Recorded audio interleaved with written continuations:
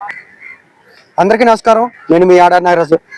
తిరుమల తిరుపతి దేవస్థానం సంఘటన జరిగిన తర్వాత ముఖ్యమంత్రి చంద్రబాబు నాయుడు గారు ఎవరైతే బాధితులు ఉన్నారో వాళ్ళందరినీ కూడా హాస్పిటల్లో పరామర్శించడం జరిగింది.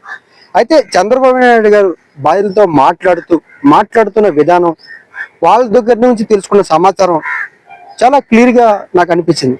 ఇందులో ప్రధానంగా ఇలాంటి సంఘటన జరగకుండా ఉండాల్సింది, జరిగింది, తప్పు జరిగింది, ఇంకోసారి జరగకుండా చూసుకుంటాము అని ఏదైతే ముఖ్యమంత్రి చంద్రబాబు నాయుడు గారు చెప్పిన విధానం, అదేవిధంగా ఎవరైతే బాధితులు ఉన్నారో ఆ బాధితులందరినీ పరామర్శించడం, వాళ్ళతో మాట్లాడే విధానం,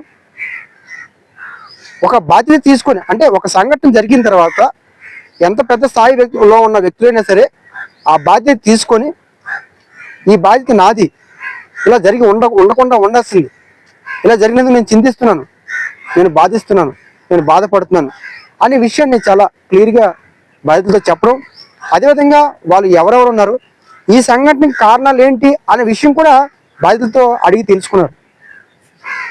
కాబట్టి ఎప్పుడు ఏ సంఘటన జరిగినా బాధితులు ఇచ్చే ఫీడ్బ్యాక్ అనేది చాలా ఇంపార్టెంట్. కాబట్టి చంద్రబాబు నాయుడు గారు క్లియర్గా బాధితులతో మాట్లాడుతూ ఎక్కడి నుంచి వచ్చారు, మీరు ఏ సమయానికి వచ్చారు, ఎంతమంది వచ్చారు, తొక్కిసలాట్లో ఎలా జరిగింది, ఎందుకు జరిగింది, ఏ విధానం అయితే కరెక్టు అనే విషయాన్ని బాధితుల నుంచి చాలా గౌరవంగా, అంటే ఒక సమాచారాన్ని తెలుసుకునే విధంగా చాలా స్పష్టంగా క్లియర్గా మాట్లాడారు. సో ఈ విషయం నేను చూసిన తర్వాత చంద్రబాబు నాయుడు గారు లాంటి అడ్మినిస్ట్రేటర్గా ఉన్న వ్యక్తులు, అంటే పరిపాలనా అధ్యక్షుడిగా అని ఏదైతే చంద్రబాబు నాయుడు గారికి పేరుందో, ఆ చంద్రబాబు నాయుడు గారు ఉన్న ముఖ్యమంత్రి ఉన్న ఈ టైంలో జరగడం అనేది అది ఒక పెద్ద మైనస్గా చెప్పుకోవచ్చు. అయితే ఎవరైతే బాధితులతో మాట్లాడే విధానం, వాళ్ళ నుంచి తెలుసుకునే సమాచారం, రేపు భవిష్యత్తులో తీసుకోవాల్సిన నిర్ణయాన్ని కూడా అక్కడ అందరితో మాట్లాడిన విధానం చూసిన తర్వాత ఖచ్చితంగా ప్రభుత్వం ఇలాంటి సంఘటనలు జరగాలని ఎప్పుడు ప్రభుత్వాలు కోరుకోవు. ఎందుకంటే అది ప్రభుత్వానికి చాలా మైనస్. అదేవిధంగా ప్రభుత్వాలు కూడా నిర్లక్ష్యంగా వ్యవహరించవు. ఎందుకంటే ఇలాంటి సంఘటనల మీద ప్రభుత్వం నిర్లక్ష్యం వహిస్తే అది మొత్తం ప్రభుత్వానికి చెడ్డపేరు వచ్చే అవకాశం ఉంటుంది. కొన్నిసార్లు అయితే చాలా క్రిటికల్ స్టేజ్కి కూడా ప్రభుత్వం వెళ్ళిపోయే అవకాశం ఉంటుంది. కాబట్టి ప్రభుత్వం నిర్లక్ష్యంగా ఉంటుందని నేను అనుకోను. అదేవిధంగా చంద్రబాబు నాయుడు గారు, నరేంద్ర మోడీ గారు విశాఖపట్నం రావడం జరిగింది. విశాఖపట్నంలో అభివృద్ధి, ఏదైతే మనకి పూర్వమరకలో ఎన్టీపీసీ అంశం, ఇవన్నీ కూడా ఆ కార్యక్రమంలో బిజీగా ఉన్నారు. కాబట్టి పూర్తిగా ఇక్కడ పాలక మండలి అదేవిధంగా టీటీడీ అధికారుల మీద బాధ్యత అప్పచెప్పి తను వేరే బాధ్యతలో షెడ్యూల్లో, ఎందుకంటే దేశ ప్రధానమంత్రి నరేంద్ర మోడీ గారు వస్తున్నారు, కూటమిలో ఉన్నారు, ఎన్డీఏ కూటమిలో ఉన్నారు, అదేవిధంగా కేంద్రం నుంచి సాయం తీసుకోవాల్సిన అవసరం ఉంటుంది ఖచ్చితంగా. కాబట్టి ఆయన షెడ్యూల్లో ఆయన బిజీగా ఉన్నారు.